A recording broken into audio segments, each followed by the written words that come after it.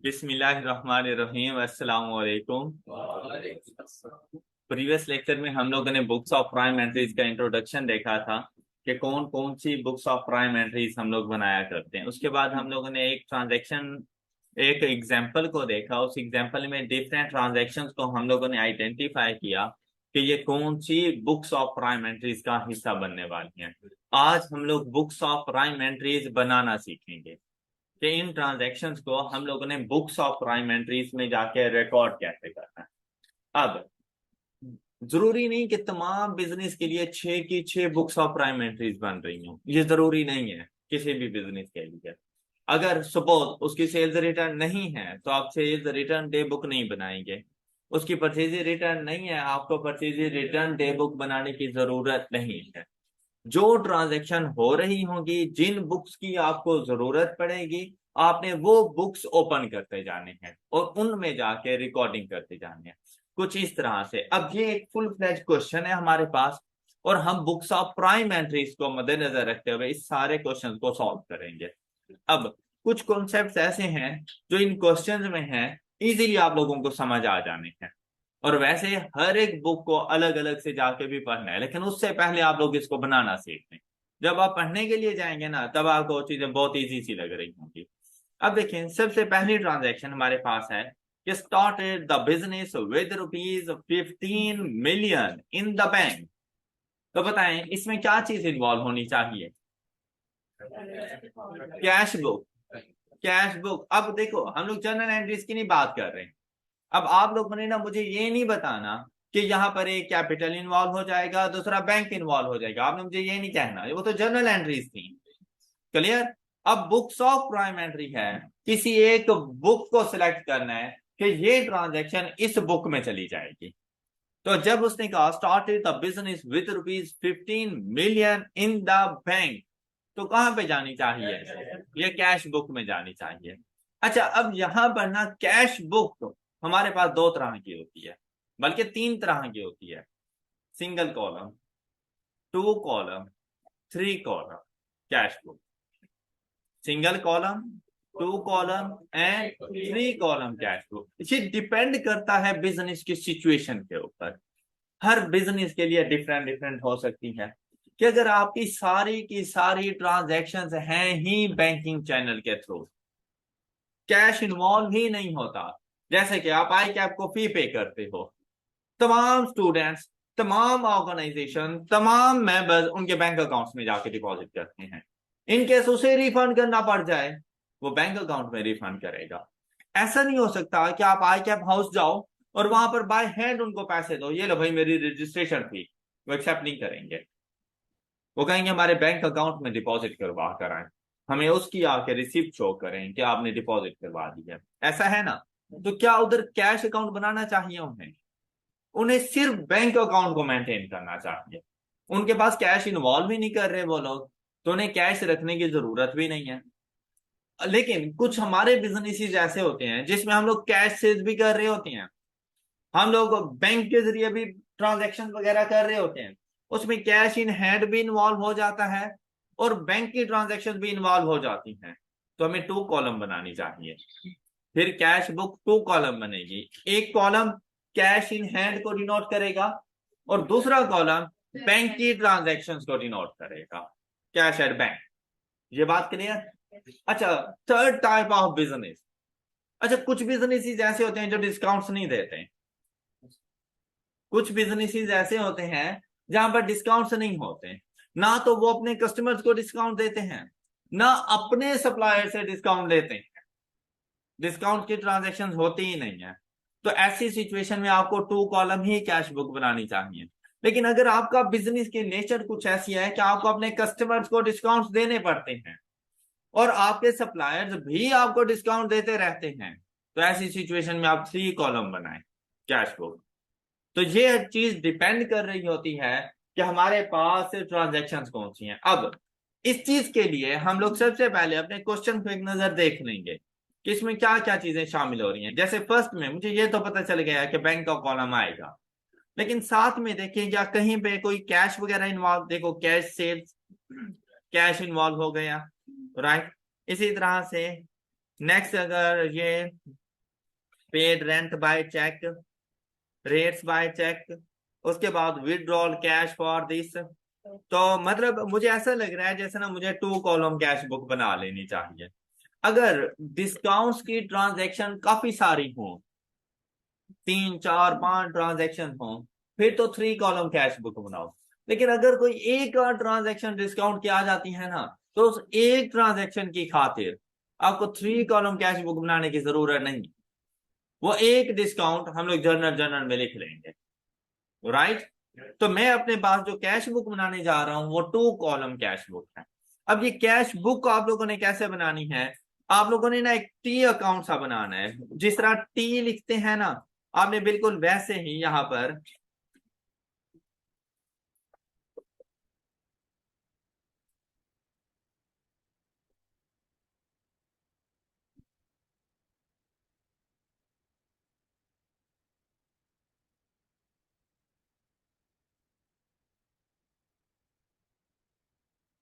मैंने इस टी की बात की थी, कहीं आप ये तो नहीं समझे थे कि टी बना के दें। अच्छा, अब देखें, ये सिंगल कॉलम है, ओके। अगर सिंगल कॉलम हो तो ये, मैंने कहा कि मैं इसे टू कॉलम बनाऊंगा, कैश एंड बैंक। तो आप ना ये जो टी अकाउंट, इसे कहा जाता है टी अकाउंट। ये जो टी बनाई जाती है ना, इसे कहा जाता है टी अकाउंट, या इसका दूसरा नेम होता है लेजर। टी अकाउंट या लेजर, ये हम लोग चैप्टर 3 में भी जाके देख लेंगे। अभी के लिए मैं अकाउंट नहीं बना रहा, मैं बुक बनाने जा रहा हूं। तो मैं इसका नाम, सबसे पहले ना आपने इसके जो भी डॉक्यूमेंट्स बनाने जाएं उसका नाम बताना होता है। तो हम लोग क्या बना रहे हैं, ये कैश बुक। तो आप लोगों ने यहां पर कैश बुक लिख देना है, ये कैश अकाउंट नहीं है। कैश अकाउंट और कैश बुक में फर्क होता है, अकाउंट आपको बाद में समझ आ जाएगा, अभी के लिए आप लोगों ने बुक्स को समझना है। ये कैश बुक बनाने लगे, कैश बुक टू कॉलम बनाने लगे। अब उसमें देखें, ये जो टी अकाउंट बनाए जाते हैं ना, इस टी अकाउंट की ये जो लेफ्ट हैंड साइड है, ये सारी की सारी डेबिट साइड कहलाती है। टी अकाउंट की लेफ्ट हैंड साइड ये कौन सी साइड कहलाती है, डेबिट साइड। और टी अकाउंट की right hand side credit side कहलाती है। ये अकाउंट की डेबिट एंड क्रेडिट साइड होती है। और यहां पर है हमारे पास बुक। तो बुक के लिए जो इसकी लेफ्ट हैंड साइड है वो कहलाती है रिसिप्ट साइड।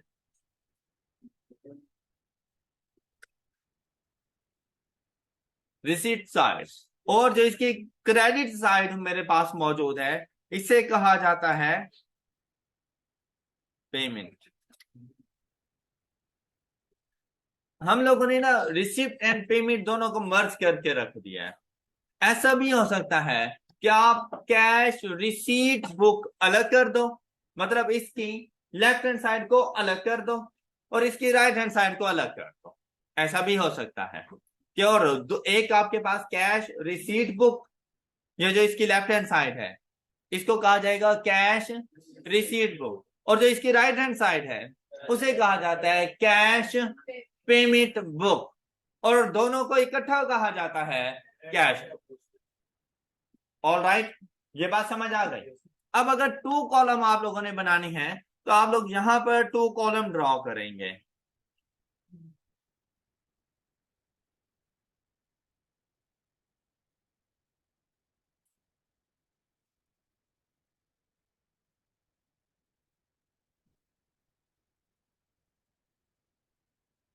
ये देखें, ये टू कॉलम ड्रॉ कर दिए।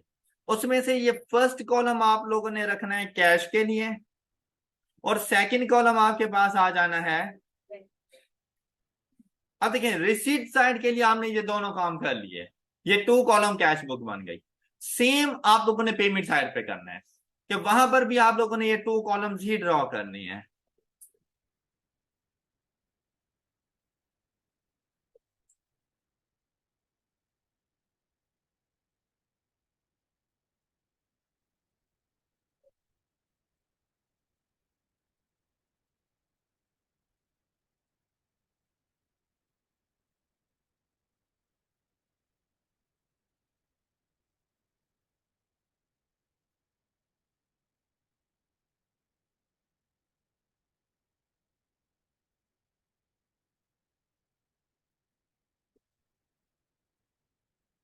यहाँ पर कैश आ जाएगा, सबसे पहले कैश लिखा करें और फिर bank.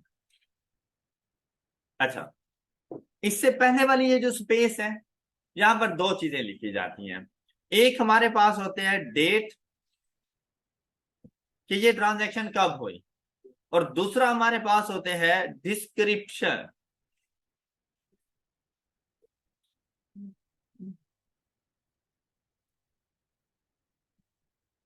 Same with right hand side, date and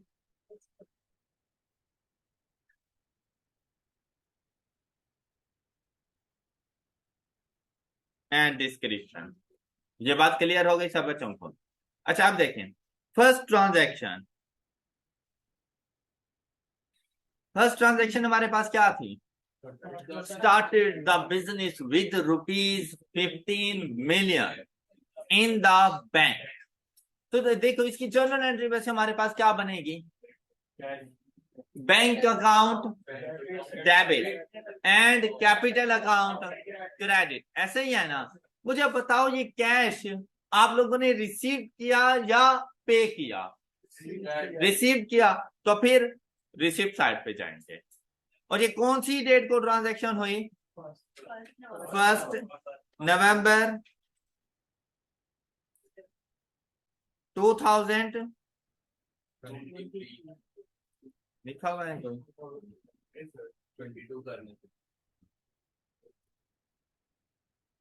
22 कर लें, ये लें। अच्छा, अब सुने, अब यहां पर आएंगे, बैंक के कॉलम को जाकर डेबिट कर देना। अब बैंक में पैसा आया है ना, तो बैंक के कॉलम में जाके लिखना एंड ऑल अमाउंट्स इन ₹1000। तो मैं यहां पे लिख दूंगा 15,000। ऑल राइट, बाकी 3 जीरो मैंने कॉमन ले ली है, और जितनी भी ट्रांजैक्शन लिखूंगा उनमें मैंने 3 जीरोस को कॉमन ले लिया है। वो अब 3 जीरो मैं बार बार नहीं लिखता रहूंगा, तो वो अंडरस्टूड होगा। मैं कोई भी अमाउंट लिखता हूं तो उसके एंड पे 3 जीरो आएंगे, इसलिए स्टार्ट में बता दिया जाता है कि ऑल अमाउंट्स इन ₹1000, या मिलियंस भी कर सकते थे, तो यहाँ पे सिर्फ 15 लिख देते। क्लियर? वो डिपेंड करता है ट्रांजैक्शंस की जो अमाउंट्स होती है उसके ऊपर, कि हम लोगों ने राउंडिंग ऑफ कैसे करनी है। और यहां पर अब बात आती है डिस्क्रिप्शन की। देखिए भाई, यहाँ पे बैंक के कॉलम में लिख दिया ना, तो ये बात अंडरस्टूड हो गई कि बैंक में पैसे आ गए। क्यों आए? कैपिटल की वजह से। डिस्क्रिप्शन में आपने रीजन लिखनी होती है। अब इस ट्रांजेक्शन को देखते ही हमें पता चल जाएगा कि भाई कैपिटल इंट्रोड्यूस हुआ था, बैंक में पैसे आए थे 15,000। ऑल राइट, यहाँ पे तो 15,000 लिखा है ना, जब एक मतलब कह दिया कि राउंड ऑफ है। ये बात समझ आ गई? बस इतनी सी ट्रांजेक्शन करनी, उसके बाद चले जाना है सेकंड ट्रांजेक्शन पे।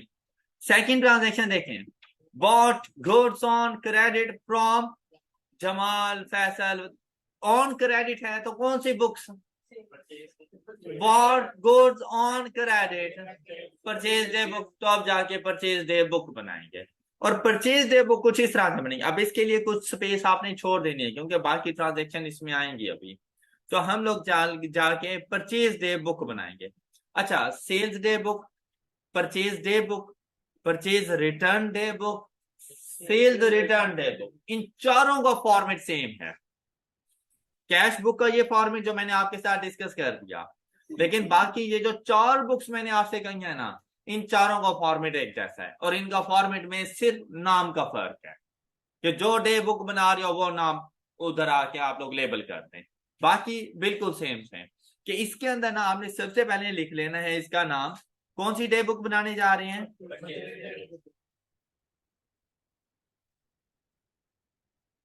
Purchase day book.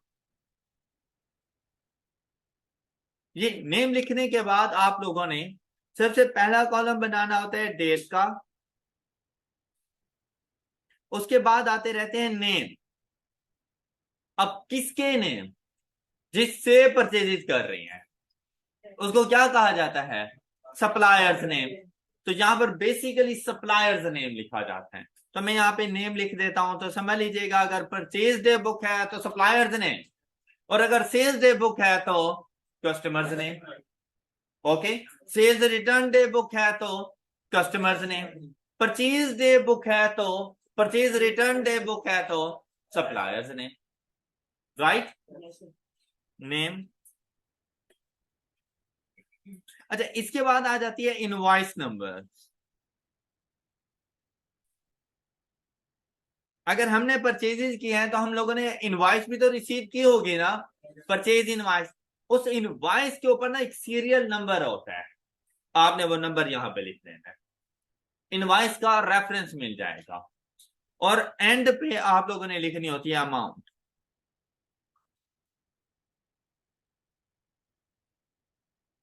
क्लियर? अच्छा, अब देखें ट्रांजैक्शन कब हुई, 3 नवंबर को। तो यहां पर आप लोगों ने डेट की जगह पे ये नवंबर को हमने कॉमन ले लिया, और उसके बाद ये 3, मतलब कंप्लीट डेट लिखने की जरूरत नहीं होती। अगर मंथ एंड ईयर कॉमन हो तो आप उसको कॉमन ले सकते हैं, बार बार लिखने की जरूरत नहीं है। इसी तरह से अगर ईयर कॉमन है लेकिन मंथ डिफरेंट है, सिर्फ ईयर को कॉमन ले लो। All right. अच्छा, अब नेम के पास चलते हैं भाई, किस किस से हम लोगों ने परचेजेस की।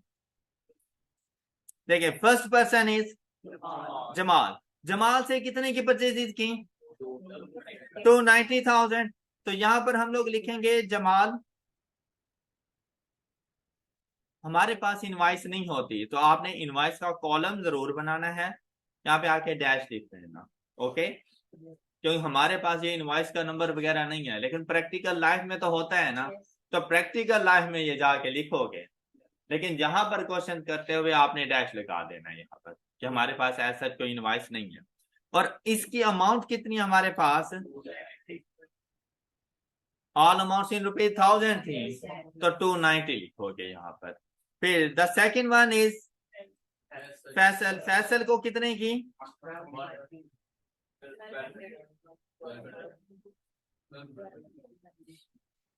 Faisal 1200। Next Talal 610।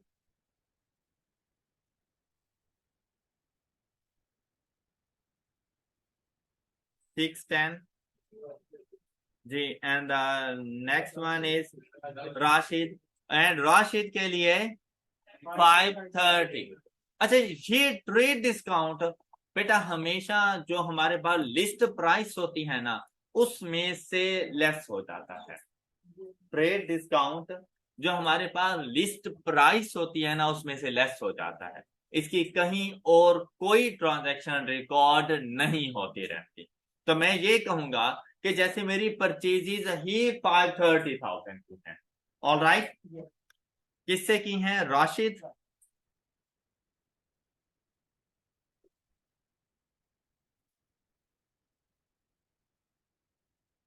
Five thirty, और ये 3 नवंबर की ट्रांजैक्शन भी आप रिकॉर्ड कर चुके हैं, बस इतना सा काम था। ये बात समझ आ गई? अच्छा, अब अगर आप लोग चाहें तो पर डे अपनी परचेजेस का टोटल करके यहाँ पे लिख सकते हैं।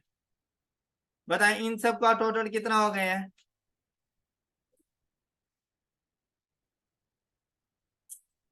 2630।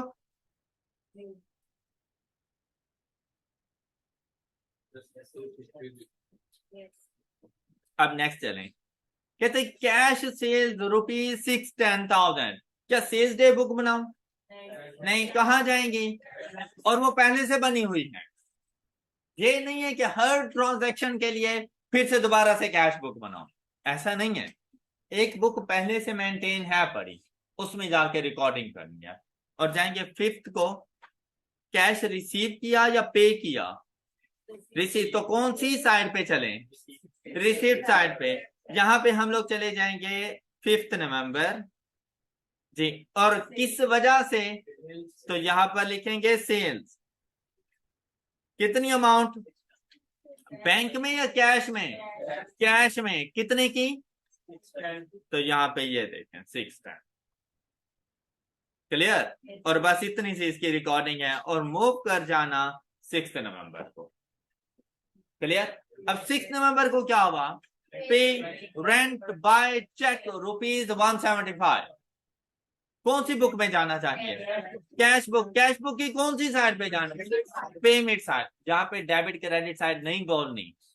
अकाउंट के लिए डेबिट क्रेडिट साइड बोली जाती है, जहां पर आप लोगों ने receipt side and payment side बोलनी है कैश बुक के लिए। अच्छा, पेमेंट साइड पर जाएंगे। अच्छा, किस तरह से पे किया? चेक के थ्रू। तो पेमेंट साइड पर जाकर कौन सी डेट? 6। ये 6 नवंबर, नवंबर कॉमन है सबके साथ। अच्छा, किस वजह से? रेंट। तो आपने जहां डिस्क्रिप्शन में लिखना है रेंट एक्सपेंस, और फिर बैंक के कॉलम में चेक के थ्रू पे कर रहे हैं तो बैंक के कॉलम में जाकर अमाउंट, ये इस ट्रांजैक्शन की रिकॉर्डिंग हो गई। क्लियर? कितना इजी है ना? और यही सारे काम आप लोगों ने करने होते हैं जब आप जूनियर होते हैं, तब आप लोगों ने ये काम करने होते हैं। जब सीनियर हो जाते हैं तब आपको ये काम मिलते रहते हैं, आपने बाद के काम सीखने हैं। और मैंने आप लोगों को जूनियर से सीएफओ लेवल तक बताना है कि आपने क्या कुछ करना है। ओके? अच्छा, नेक्स्ट देखिए 7 नवंबर को paid business rates by cheque ₹130। तो मैंने आपसे कल भी कहा था कि बिजनेस रेट्स को अपना एक्सपेंस कंसीडर करना, और यहां पर इससे मुराद बिजनेस के टैक्स होता रहता है। ओके? अच्छा जी, यहां पे चलें। कौन सी डेट है? 7। यहां पे क्या लिखेंगे? बिजनेस रेट्स एक्सपेंस चेक के जरिए पे किए। कितनी? 130। ये 130 आ गया। डन। बना लेंगे books of prime entries. Good, शाबाश। ये देखें, अब 7 की ट्रांजेक्शन हो गई। कहते हैं withdraw cash ₹290 for personal use. अब बिजनेस के यूज के लिए नहीं है। अगर बिजनेस के लिए के यूज के लिए होता तो एक डिफरेंट ट्रांजैक्शन बनती थी। पर्सनल यूज के लिए है तो जर्नल एंट्री क्या बनती रहती है? ड्राइंग्स। शाबाश। Drawings too. अच्छा, जब मैं कहता हूं ना ड्राइंग्स टू, आगे वो कह रहे कैश, तो ड्राइंग्स टू कैश, तो टू से पहले वाला डेबिट होता है और टू के बाद वाला क्रेडिट होता है। मतलब ये जरूरी नहीं कि आप लोग ये कहते फिर कि drawings account debit and cash account credit. ये उस वक्त की बात है जब आप अकाउंटिंग सीख रहे थे।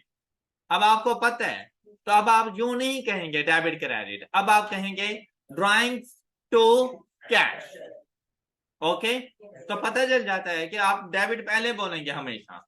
डेबिट बोलने के बाद जो भी डेबिट अकाउंट हो रहा हो टू टीओ, उसके बाद जो क्रेडिट अकाउंट हो रहा हो उसका नाम ले लो। क्लियर? तो ये एक जर्नल एंट्री को बोलने का तरीका होता है कि आपने जर्नल एंट्री को बोलना इस तरह से है जी। अब चलेंगे हम लोग, कौन सी डेट को हुई थी ये ट्रांजैक्शन? 17। तो हम लोग चले गए 17 और यहां पर कैश विड्रॉ किया। कितनी अमाउंट? 290। तो देखिए कैश के कॉलम में आपने 290 लिख देना है, या 290 आपके पास आ गया। क्यों? ड्राइंग्स, तो यहां पर ड्राइंग्स आ जाए।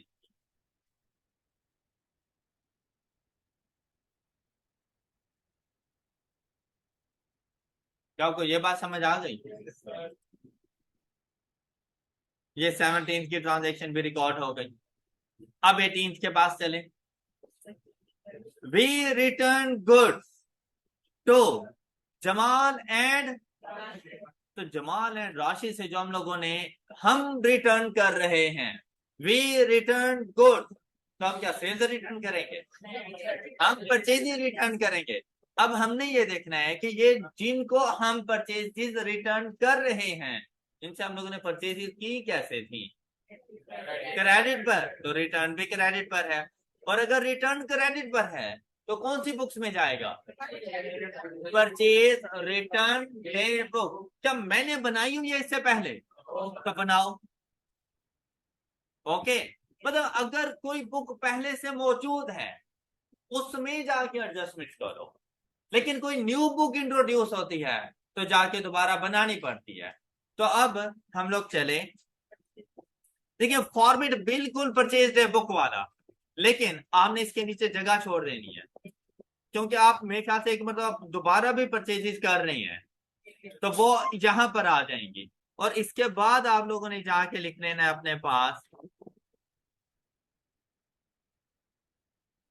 परचेजेस। परचेज रिटर्न का दूसरा नेम क्या था? Outward, return outward. Purchase return day book, purchase return day book का दूसरा नेम क्या था?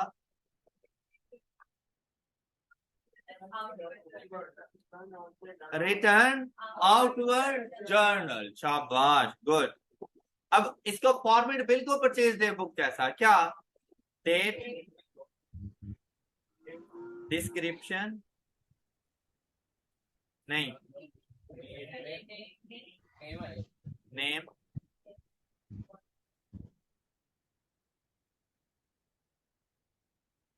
नेम किसका? सप्लायर्स का, जिनको हम लोग गुड्स रिटर्न कर रहे हैं। साथ में हमारे पास अब यहाँ पर इनवॉइस तो नहीं होती, यहाँ पर बेसिकली होता रहता है क्रेडिट नोट। ओके, यहाँ पे क्रेडिट नोट हम लोग रिसीव करेंगे तो उसके नंबर आ जाते हैं, उसे भी एक किस्म की इनवॉइस ही कहा जाता है। और अमाउंट,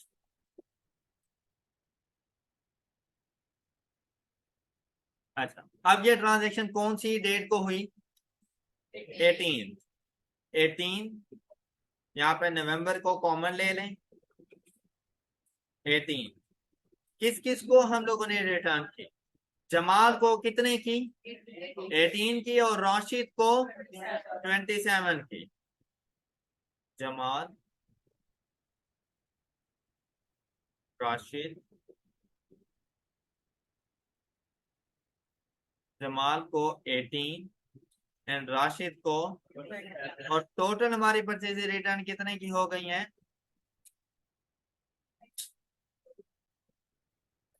और ये ट्रांजैक्शन रिकॉर्ड हो गई हमारे पास, इनवॉइसेस हमारे पास मौजूद नहीं। नेक्स्ट 19 नवंबर, हाँ, पर डे के बाद टोटल कर लिया करें। वैसे ये चीज डिपेंड कर रही होती है बिजनेस के ऊपर। कुछ ऐसे होते रहते हैं जिनकी एक दिन में अच्छी खासी सेल्स हो जाती है पर डे के हिसाब से, या परचेजेस हो जाती हैं तो वो पर डे टोटल फाइंड कर देते हैं। अच्छा, कुछ बिजनेसेस ऐसे होते रहते हैं जो अपनी इन डे बुक्स का जो टोटल है ना वो मंथली बेसिस पे भी जाके करते रहते हैं, कि वो पूरे, अब मेरे पास तो थी ही पूरे मंथ की ट्रांजेक्शन, तो इसलिए मैं पर डे टोटल के ऊपर चला गया। पूरे साल की ट्रांजेक्शन होती, मैं पर मंथ टोटल के ऊपर चला जाता। ओके, यहाँ अच्छा, यहाँ पर ये तो प्रैक्टिकल लाइफ के लिए है ये चीजें, लेकिन जहां पर डे टोटल हम लोग किया करेंगे, जब हम लोग प्रैक्टिस कर रहे हो तो हम लोग पर डे का टोटल किया करेंगे। नेक्स्ट देखिए 19, क्या होगा 19 को? परचेजेस हो गई, देखो इसलिए मैंने स्पेस छोड़ी थी। अच्छा, परचेजेस हुई हमारे पास क्रेडिट पर, तो कहाँ जाएंगी? न्यू परचेज डे बुक बनाओ। नहीं, पहले से बनी हुई है, उसको जाके अपडेट कर लेना है। कौन सी डेट? 19, किस किस से? अच्छा, अब देखें यहाँ पर परचेज डे बुक में गए, यहाँ पर आ जाएगा 19। अब इनके नेम कौन था? राशिद, तलाल, फहद।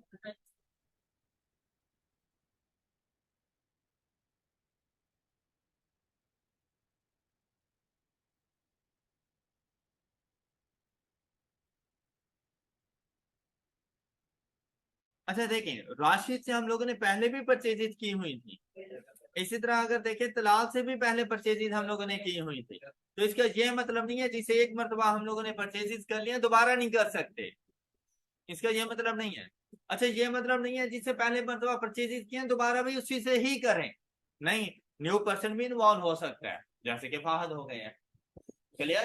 तो आप लोगों ने ऐसी बातें नहीं सोचनी, जो भी सप्लायर्स ने वो आपको बताया आपने वो लिख देनी है। अब यहाँ पर अमाउंट की बात करें, 110, 320, 165।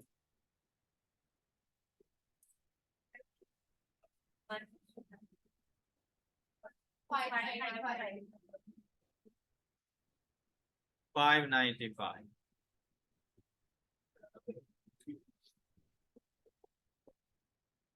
हो गई ट्रांजेक्शन रिकॉर्ड। अब नेक्स्ट देखें, ये सोल्ड गुड्स ऑन क्रेडिट कहाँ जाएंगे? Sales day. क्या है आपके पास? जाओ बनाओ फिर सेल्स डे बुक।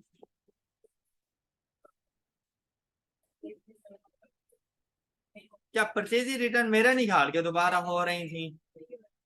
नहीं हो रही थी ना? बस ठीक है फिर sales day book.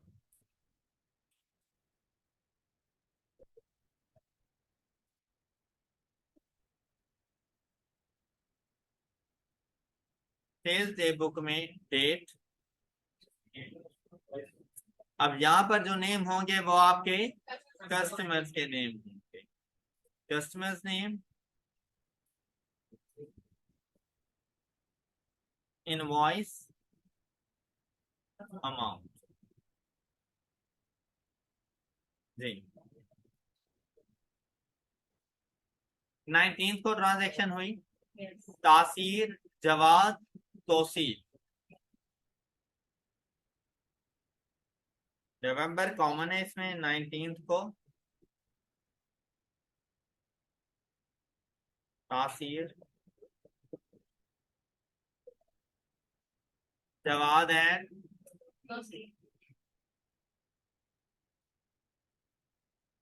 तोसीर। No invoice and the amounts are 885, 885, 884, 848,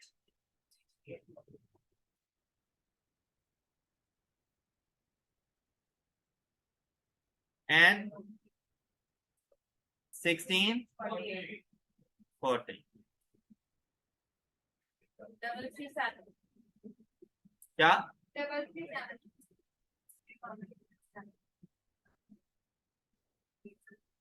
जी, क्या इस ट्रांजैक्शन की समझ आ गई सब बच्चों को? Next transaction 20th, goods were returned to us। तो सेल्स रिटर्न तो अच्छी गुड सेल करनी थी ना। सेल्स रिटर्न डे बुक, आप लोग जाके सेल्स रिटर्न। अब देखिए क्या दोबारा से सेल्स हुई थी? नहीं, जरूरत नहीं है। नेक्स्ट, इतनी बहुत कर ली आप लोगों ने। अब चलते हैं sales return day book. Sales return का दूसरा नेम क्या है? Return inwards. और सेल्स रिटर्न डे बुक का दूसरा नेम क्या है?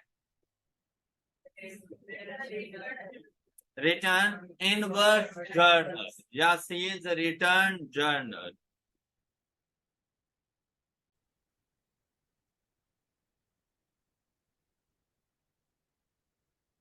डेट। अब यहाँ पर नेम किसके आएंगे?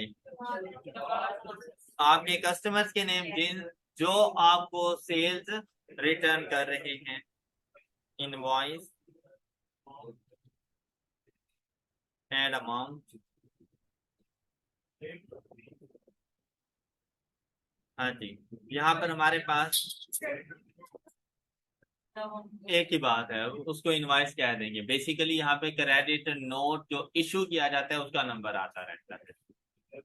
अच्छा, 20th को हुई ये ट्रांजैक्शन, किसने रिटर्न की? जवाद एंड जी 6।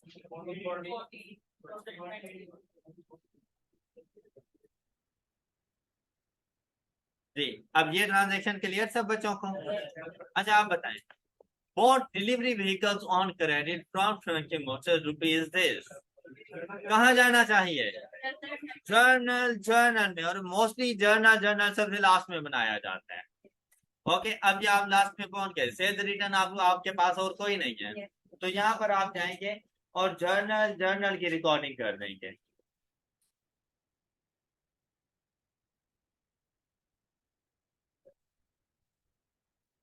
अच्छा, ये कौन सी ट्रांजेक्शन कब हुई? 21st को।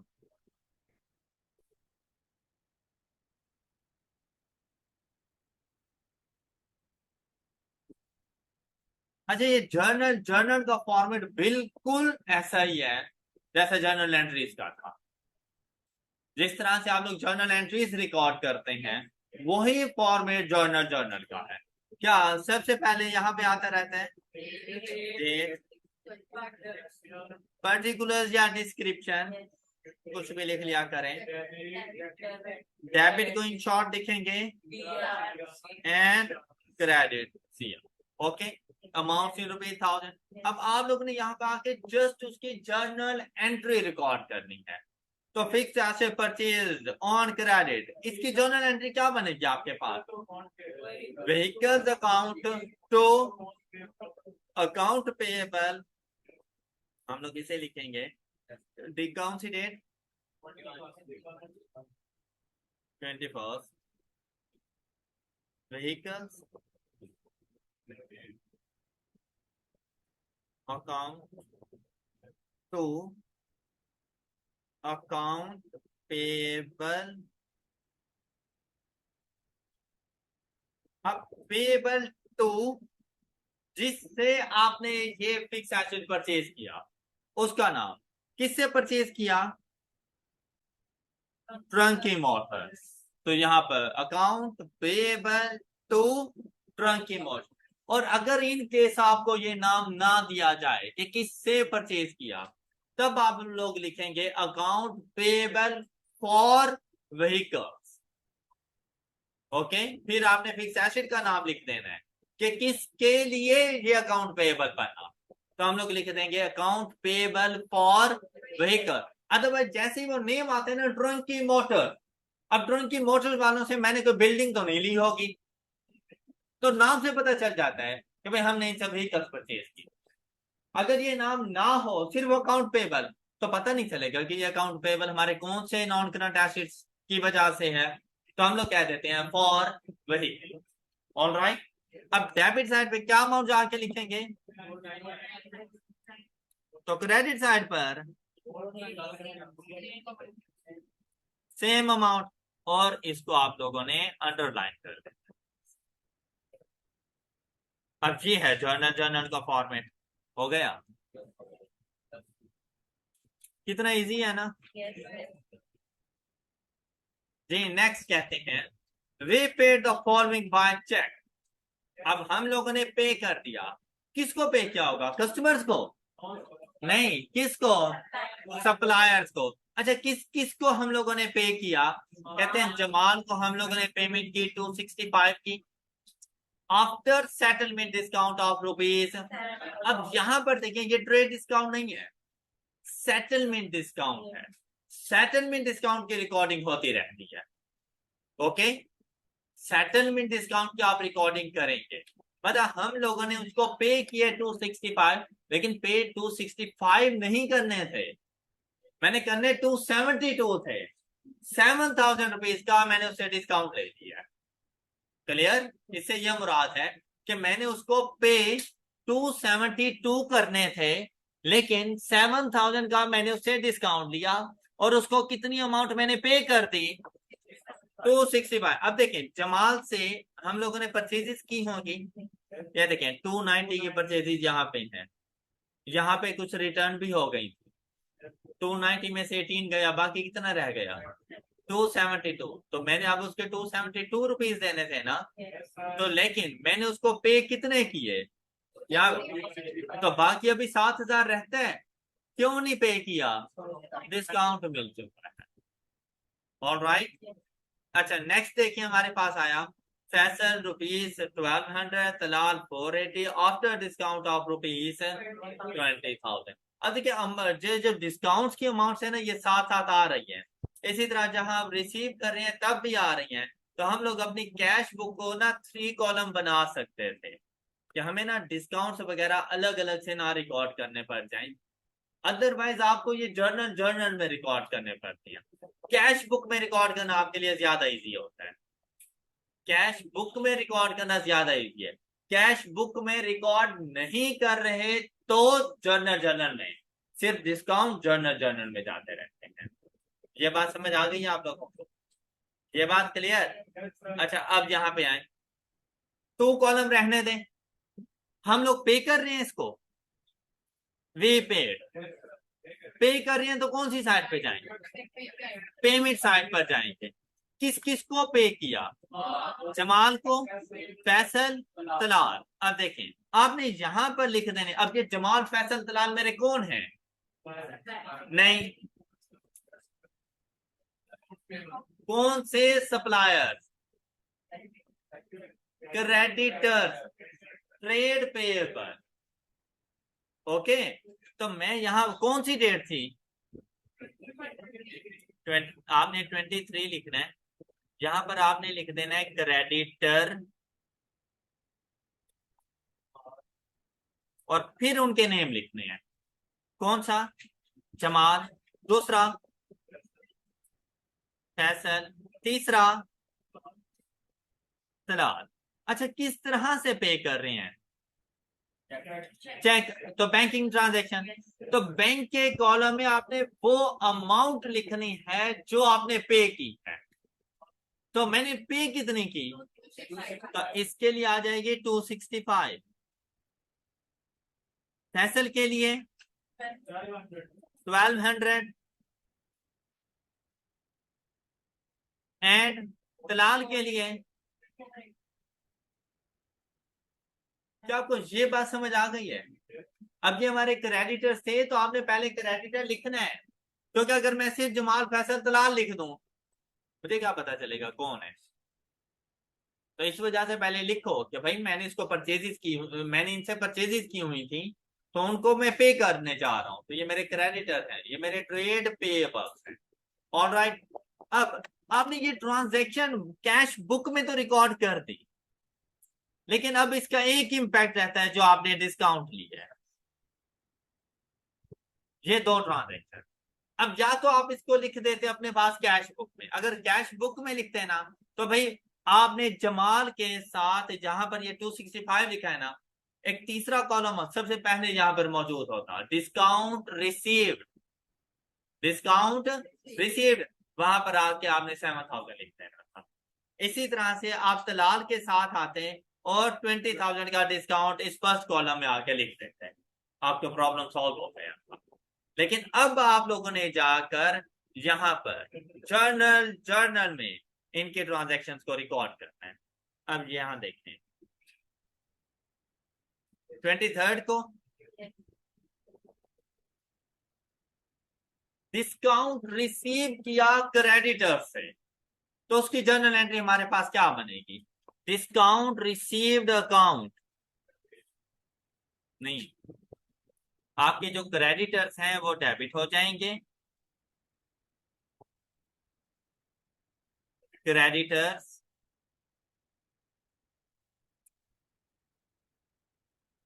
आप 2 अलग अलग से एंट्रीज भी बना सकते हैं और कंबाइन एंट्री भी बना सकते हैं। अब कौन से क्रेडिटर ने आपको डिस्काउंट दिया? अब देखो, डिस्काउंट ये मेरी लाइबिलिटी थी ना। लाइबिलिटी, जब वो मुझे डिस्काउंट देंगे तो मेरी लाइबिलिटी कम होगी या ज्यादा होगी? और अगर लाइबिलिटी में डिक्रीज आए, डेबिट होता है या क्रेडिट होता है? डेबिट होता है, तो इसीलिए क्रेडिटर्स को डेबिट करने लगा हूं। Creditors Jamal and creditors Talal. अब इन्होंने मुझे कितना डिस्काउंट दिया है? जमाल ने और तलाल ने।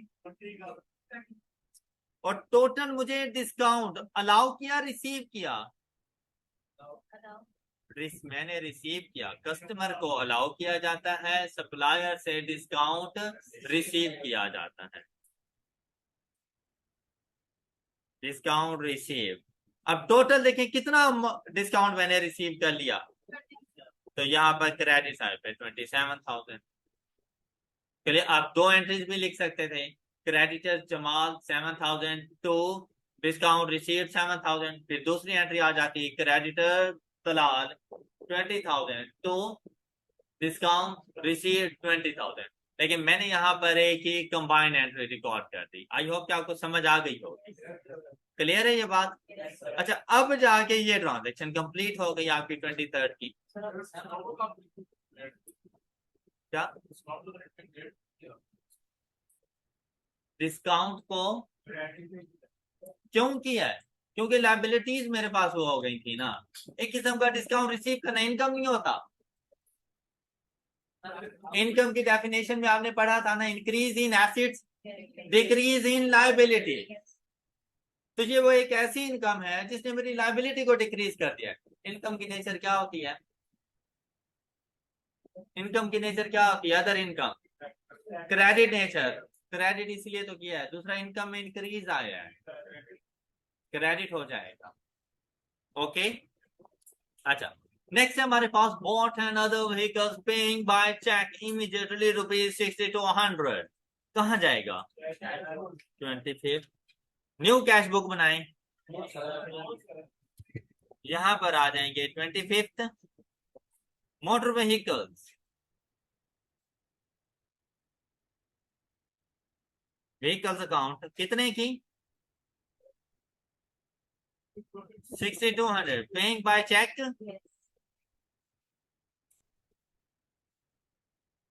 6200, बस इतनी सी इसकी ट्रांजैक्शन थी। Received a loan ₹750 cash from BB bank. जी कहां पे जाएगा? कौन सी डेट को? 26th। लोन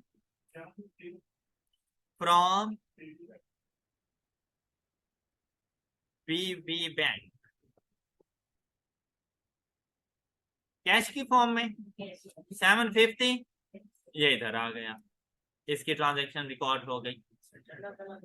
जी क्या? एक मिनट। 28 रिसीव चेक फ्रॉम, अब किससे रिसीव करेंगे? कस्टमर्स। कौन से कस्टमर्स? जिनको क्रेडिट सेल्स की, क्या कहते हैं ऐसे कस्टमर्स को? ट्रेड रिसीवेबल या डेटर। तो ये मेरे डेटर हैं, कौन कौन?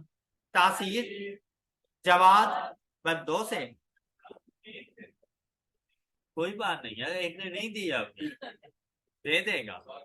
अच्छा जी, अब देखें यहां पर हम लोग डिस्काउंट अलाउ भी कर रहे हैं इनको, तो अभी जो अमाउंट आप लोग रिसीव कर रहे हो सिर्फ वो जाके यहाँ पे लिखना। 28 को डेटर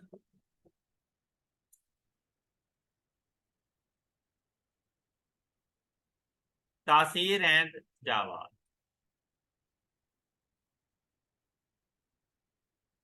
चेक के जरिए आप लोगों ने रिसीव की अमाउंट कितनी? 65 एंड 40। अब आप लोगों ने इनको डिस्काउंट दिए, अगर ये 3 कॉलम होता ना तो डिस्काउंट का कॉलम यहाँ पे आपको मिल जाता। तो जितना आप तासीर को कितना डिस्काउंट दे रहे हैं आप?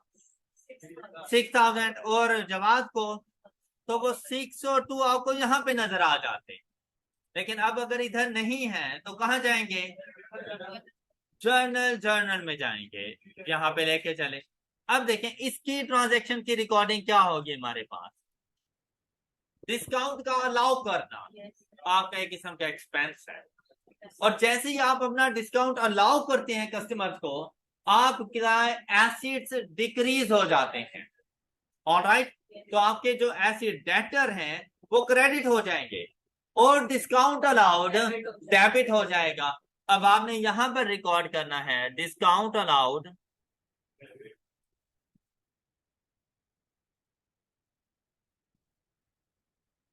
डिस्काउंट।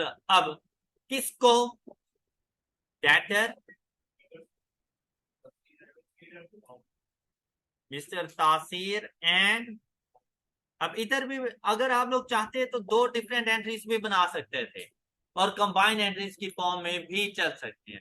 अब देखिए तासीर को कितने का आप लोगों ने डिस्काउंट दिया, 6, और जवाद को, अच्छा अमाउंट इन ₹1000 लिख रहे थे ना हम लोग, अमाउंट इन ₹1000 है हमारे पास।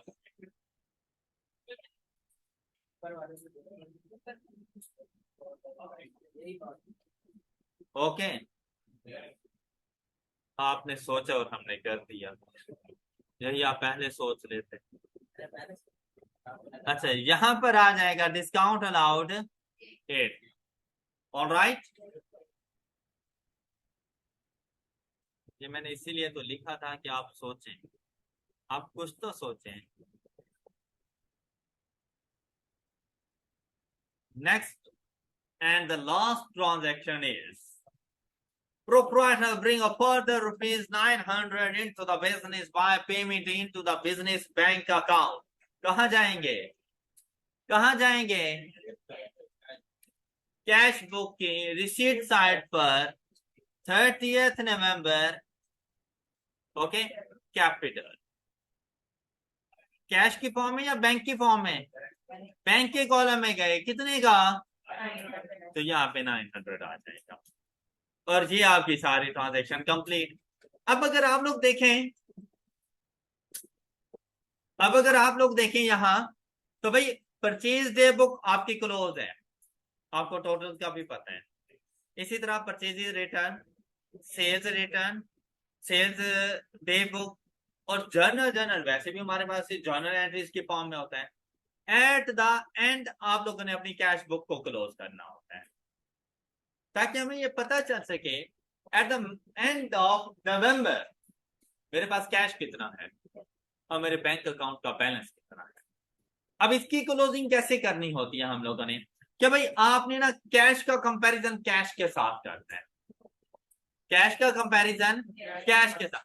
आपने ना इसकी सबसे पहले रिसीट साइड का टोटल कर लेना है अपने पास, इन दोनों का टोटल, कि मेरे पास टोटल कितनी अमाउंट मौजूद है। अब देखें 13, यही टोटल आपने इस साइड पे आके लिख देना है।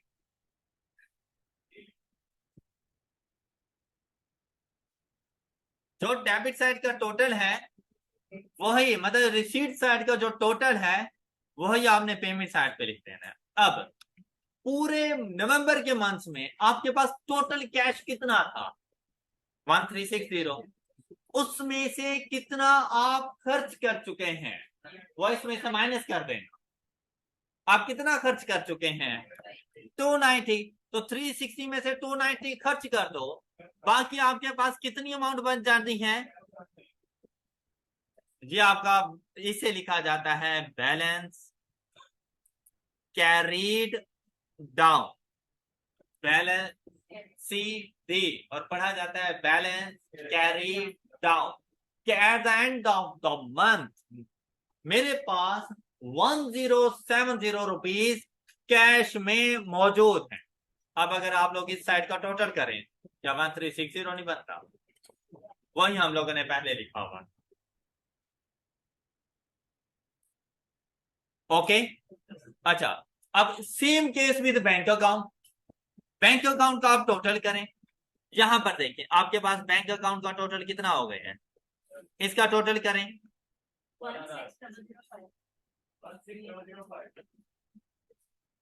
गलत नहीं बता रहे, ये 15,000 है। हाँ 16, ठीक है। अब यही टोटल आप लोगों ने यहाँ पे लिख देना है।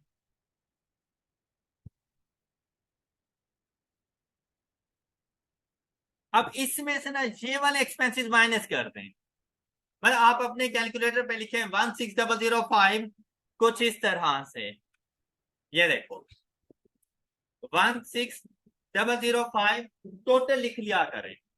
अब बाकी इस कॉलम में जितनी भी अमाउंट है ना इसमें से माइनस करते जाएं, -175, -130, -265, -1200, -480, इज इक्वल टू, ये मेरे पास रिमेनिंग बैलेंस है। अभी ये बैलेंस मेरे बैंक अकाउंट में मौजूद है। यहां पर अमाउंट आ जाएगी 7,555। तो at the end of the month मेरे बैंक का बैलेंस 7,555 और मेरे पास कैश इन हैंड 1070 रुपीज है। ऑल राइट, आई होप कि आपको क्लोजिंग समझ आ गई है। अच्छा, अब आप लोगों को बुक्स ऑफ प्राइम एंट्रीज बनाना आ जाता है। तो इस चैप्टर की आप लोगों ने एंड पे जो कॉम्प्रिहेंसिव एग्जांपल्स हैं वहां पे जाना है आप लोगों ने। और यहाँ पर एग्जांपल नंबर 13, ये कॉम्प्रिहेंसिव एग्जांपल चैप्टर नंबर 2, और ये आपकी बुक का पेज है 56। अच्छा, इसमें फर्स्ट कहते हैं record about transaction in relevant books of prime entries in the proper format. 80 prepare 2 column cash book. मैंने आपको बता दी 2 कॉलम, आपने बिल्कुल वैसे ही करने। अब अगर कोई डिस्काउंट्स होंगे तो आप लोगों ने जर्नल में जाके रिकॉर्ड कर देने। आपने इनके सॉल्यूशंस को नहीं देखना, सॉल्यूशंस देखे बगैर आप लोगों ने ये बुक्स ऑफ प्राइम एंट्रीज बना कर आनी है। इनमें आपके पास क्वेश्चन नंबर 13 शामिल है, क्वेश्चन नंबर 14। अच्छा, कोई ट्रांजैक्शन नहीं समझ आ रही, कोई मसले वाली बात नहीं है, क्वेश्चन गलत हो रहा है, कोई इशू वाली बात नहीं है, आपने अपनी तरफ से अपना बेस्ट देना है। Okay, question number 13, 14, 15,